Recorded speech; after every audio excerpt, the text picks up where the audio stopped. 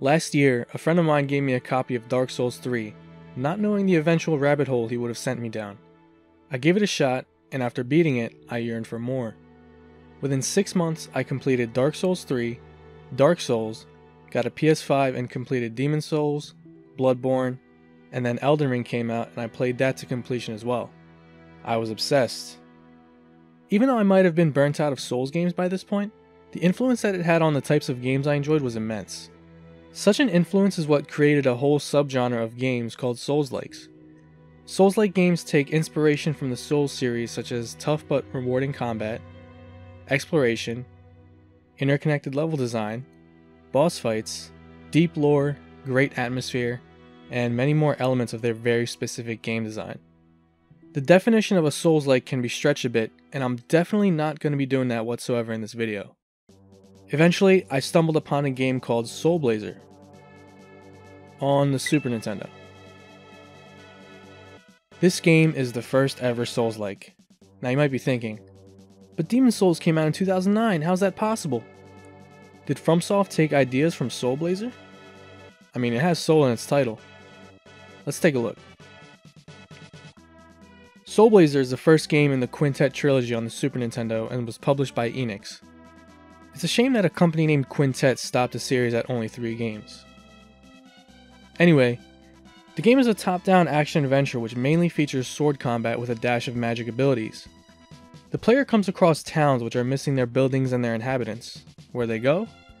Well, each town has an area nearby that is filled with monster lairs, and the souls of the town's citizens are trapped behind each lair.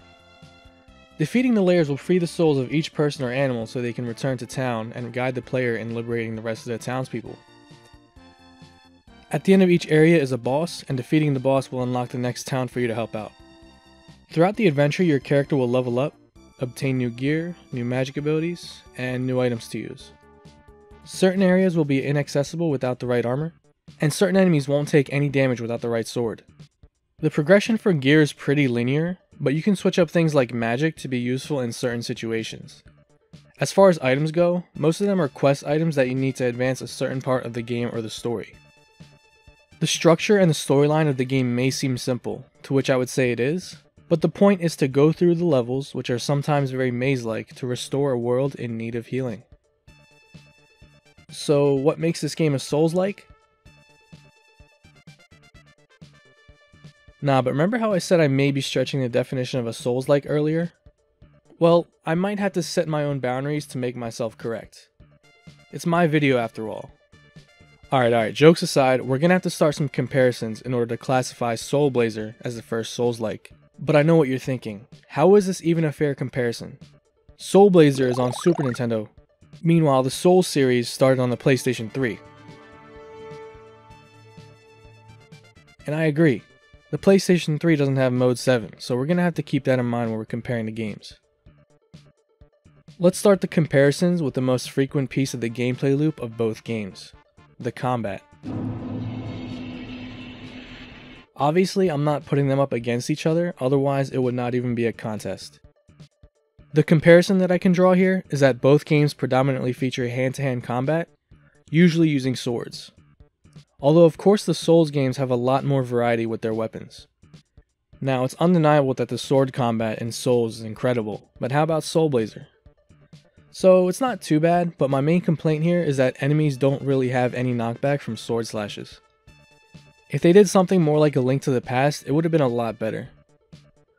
Along with the slash, you have an attack that persists as you hold one of the shoulder buttons. It's okay, but it's really a situational move that I barely used, and it doesn't really do a lot of damage. The other method of combat is magic. The Souls series has a plethora of spells, miracles, incantation, or whatever you want to call it. You can do an entire playthrough of magic only and have a good time. In Soul Blazer, the spells are actually not bad. They consume what are called gems, which are dropped by enemies that you defeat. The problem with this system for me is that when you die, you lose your gems, and it takes a while to save them up to be able to use them when you need them. Although you do get gear later on that helps, like armor that lets you use spells for half the gem count, or a sword that drops more gems from enemies you defeat. Speaking of combat, why don't we just segue into the bosses?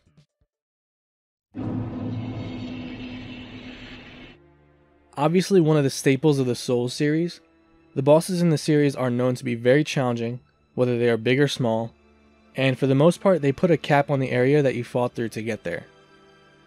Not so different from Soul Blazer then. The bosses in Soul Blazer are usually pretty big compared to the player, and they can be challenging before you learn their patterns. Although a lot of them have spots where you can cheese the AI. But the Souls games have some of them too, not that I have a lot of experience with them. One thing I would like to touch on is the world of all of these games.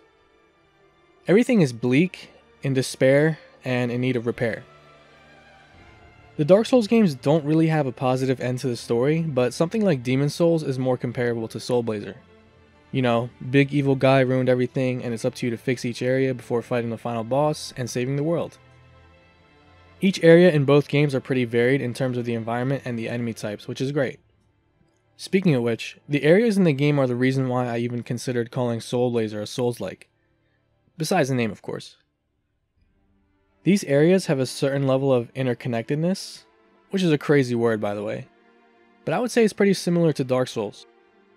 Now of course, it is nowhere near the level of Dark Souls, which is one of the reasons why people love the game so much, but in Soul Blazer the combat zones are very connected and you are constantly unlocking shortcuts after defeating an enemy nest. These allow you to backtrack after freeing some souls to see if they can help you on your journey.